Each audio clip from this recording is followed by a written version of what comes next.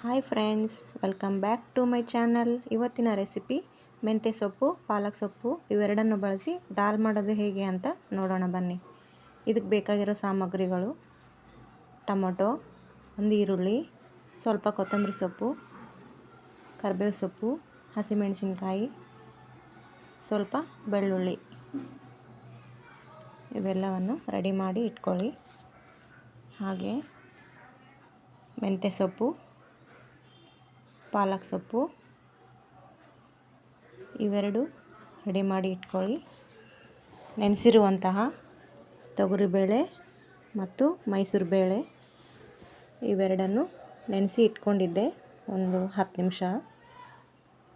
ಇವಾಗ ಒಂದು PAN cooker ತಗೊಳ್ಳಿ. ಅದಕ್ಕೆ ನೋಡಿ, ಈ ಥರ ಇರೋ ಪ್ಯಾನ್ ಇದ್ರೂ ಪರವಾಗಿಲ್ಲ. ಇವಾಗ ನೆನೆಸಿರೋ ತೊಗರಿಬೇಳೆ ಹಾಗೂ ಮೈಸೂರು ಬೇಳೆ ಇವೆರಡನ್ನು ಇದಕ್ಕೆ ಹಾಕ್ಕೊಳ್ತೀನಿ. ನೀವು ಬೇಕಿದ್ದರೆ ಹೆಸರು ಬೇಳೆ ಸಹ ಹಾಕ್ಕೋಬೋದು. ನೋಡಿ, ಎಲ್ಲವನ್ನು ಹಾಕ್ಕೊಂಡೆ. ಇವಾಗ ಇದಕ್ಕೆ ಎಷ್ಟು ನೀರು ಬೇಕಾಗುತ್ತೆ ನೋಡಿ ಹಾಕ್ಕೊಳ್ಳಿ. ಬೇಳೆ ಬೇಯುವಷ್ಟು. ನಾನಿಲ್ಲಿ ಒಂದು ಚೊಂಬು ಹಾಕ್ಕೊಂಡಿದ್ದೀನಿ. ಇವಾಗ ಇದಕ್ಕೆ ಎಲ್ಲ ತರಕಾರಿಗಳನ್ನು ಹಾಕ್ಕೊಳ್ಳಿ. ಫಸ್ಟು ಹಸಿಮೆಣಸಿನ್ಕಾಯಿ, ನಂತರ ಈರುಳ್ಳಿ ಹಾಕ್ಕೊಂಡಿನಿ, ಟೊಮೊಟೊ,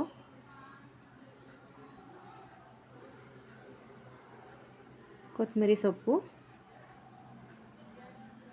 ನಾನು ಕಟ್ ಮಾಡಿದ್ದಿಲ್ಲ, ಹಾಗಾಗಿ ಕಟ್ ಮಾಡಿ ಹಾಕ್ಕೊಂಡೆ, ಬೆಳ್ಳುಳ್ಳಿ ಒಂದು 10ರಿಂದ 15 ಎಸಳು. ಇವಾಗ ಇದಕ್ಕೆ ಪಾಲಕ್, ಕರಿಬೇವು, ಮೆಂತ್ಯ ಸೊಪ್ಪು ಎಲ್ಲವನ್ನು ಅದಕ್ಕೆ ಕುಕ್ಕರಿಗೆ ಹಾಕ್ಕೊಳ್ಳಿ. ನೋಡಿ, ನಾನು ಅರ್ಧ ಸೂಡಷ್ಟು ಮೆಂತ್ಯ, ಅರ್ಧ ಸೂಡಷ್ಟು ಪಾಲಕ್ ತೊಗೊಂಡಿದ್ದೀನಿ. ಜಾಸ್ತಿ ಕ್ವಾಂಟಿಟಿಯಲ್ಲಿ ಬೇಕಂದರೆ ಜಾಸ್ತಿ ತೊಗೋಬೋದು. ಇದೆಲ್ಲ ಇದಕ್ಕೆ ಹಾಕ್ಕೊಳ್ಳಿ. ಹಾಕಾಗಿದೆ ನೋಡಿ. ಇವಾಗ ಇದಕ್ಕೆ ಅರಿಶಿಣ ಸ್ವಲ್ಪ ಹಾಕಿದ್ದೀನಿ, ರುಚಿಗೆ ತಕ್ಕಷ್ಟು ಉಪ್ಪು. ನಾನು ಹಳ್ಳುಪ್ಪು ಹಾಕ್ಕೊಂಡಿದ್ದೀನಿ, ಅಂದರೆ ದಪ್ಪ ಉಪ್ಪು. ನಿಮ್ಗೆ ಯಾವ್ದು ಬೇಕು ಅದನ್ನು ಹಾಕ್ಕೊಳ್ಳಿ. ಹಳ್ಳುಪ್ಪಾದರೆ ಚೆನ್ನಾಗಿರುತ್ತೆ, ಅದಕ್ಕೆ ಇದನ್ನು ಹಾಕ್ಕೊಂಡಿದ್ದೀನಿ. ನಂತರ ಸ್ವಲ್ಪ ಬೆಲ್ಲ ರುಚಿಗೆ, ನಂತರ ಸ್ವಲ್ಪ ಎಣ್ಣೆ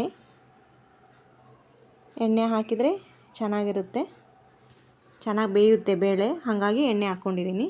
ಇವಾಗ ಮತ್ತೆ ಒಲೆ ಹಚ್ಕೊಂಡು ಇದನ್ನು ಕುದಿಯೋದಕ್ಕೆ ಇಡೋಣ. ಲಿಡ್ ಕ್ಲೋಸ್ ಮಾಡ್ತೀನಿ. 4ರಿಂದ 5 ವಿಸಿಲ್ ಬಂದರೂ ಓಕೆ, ಸಾಕು. 4ರಿಂದ 5 ವಿಸಿಲ್ ಆಗಿದೆ. ಇವಾಗ ವಿಸಿಲ್ ನೋಡೋಣ ಹೇಗೆ ಬಂದಿದೆ ಅಂತ. ನೋಡಿ, ಚೆನ್ನಾಗಿ ಬೆಂದಿದೆ ಬೇಳೆ. ನೋಡಿ, ಇಷ್ಟ ಆದರೆ ಸಾಕು. ತುಂಬ ಚೆನ್ನಾಗಿ ಎಲ್ಲ ಬೆಂದಿದೆ. ಇವಾಗ ಇದನ್ನು ಸ್ಮ್ಯಾಶ್ ಮಾಡೋಣ. ಸ್ವಲ್ಪ ನೀರಿದ್ದರೆ ತೆಗೆಯೋಣ ಅಂದ್ಕೊಂಡೆ, ಪರವಾಗಿಲ್ಲ, ನೀರೇನಿಲ್ಲ, ಹಾಗಾಗಿ ಇದನ್ನು ಸ್ಮ್ಯಾಶ್ ಮಾಡ್ತೀನಿ. ಇದರಿಂದ ಸ್ಮ್ಯಾಶ್ ಮಾಡಿ ನೋಡಿ. ಹೀಗೆ ತುಂಬ ನುಣ್ಣಗೆ ಆಗಬೇಕಂತೇನಿಲ್ಲ, ಸ್ವಲ್ಪ ಸೊಪ್ಪು ಥರ ಇದ್ದರೆ ಚೆನ್ನಾಗಿರುತ್ತೆ ದಾಲ್. ಆಲ್ಮೋಸ್ಟ್ ಕಂಪ್ಲೀಟ್ ಆಗಿದೆ. ಇವಾಗ ಇದನ್ನು ಒಂದು ಕುದಿ ಬರೋವರೆಗೂ ಕುದಿಸ್ಕೋಬೇಕು. ಸ್ವಲ್ಪ ಉಪ್ಪು ನೋಡಿ ಹೇಗಿದೆ ಅಂತ. ಉಪ್ಪು ಏನಾದರೂ ಕಡಿಮೆ ಇದ್ದರೆ ಹಾಕ್ಕೊಳ್ಳಿ. ಕರೆಕ್ಟ್ ಇದೆ ಉಪ್ಪು, ಚೆನ್ನಾಗಿದೆ. ಆಲ್ಮೋಸ್ಟ್ ಮುಕ್ಕಾಲು ಭಾಗ ರೆಡಿಯಾಗಿದೆ ದಾಲ್. ಒಂದು ಕುದಿ ಕೂಡ ಬಂದಾಯಿತು. ಇವಾಗ ಇದಕ್ಕೆ ಸ್ವಲ್ಪ ಹುಣಸೆ ಹಣ್ಣಿನ ರಸ ಹಾಕ್ಕೊಳ್ಳಿ. ಹುಣಸೆ ಹಣ್ಣು ರಸ ಹಾಕಿದರೆ ತುಂಬಾ ಟೇಸ್ಟ್ ಕೊಡುತ್ತೆ ದಾಲ್, ಹಾಗಾಗಿ ಸ್ವಲ್ಪ ಹುಣಸೆ ಹಣ್ಣಿನ ರಸ ಹಾಕ್ಕೊಂಡಿದ್ದೀನಿ. ನೋಡಿ, ಸ್ವಲ್ಪ ಹೊತ್ತು ಮುಚ್ಚಿ ಒಂದು ಕುದಿ ಬರಲಿ, ನೋಡೋಣ ಬನ್ನಿ ಇವಾಗ ಇದು ಕುದ್ದಿದೆಯಾ ಅಂತ. ನೋಡಿ, ಆಯಿತು, ರೆಡಿಯಾಗಿದೆ. ಸಾಕು, ಇಷ್ಟು ಕುದ್ರೆ ಸಾಕು.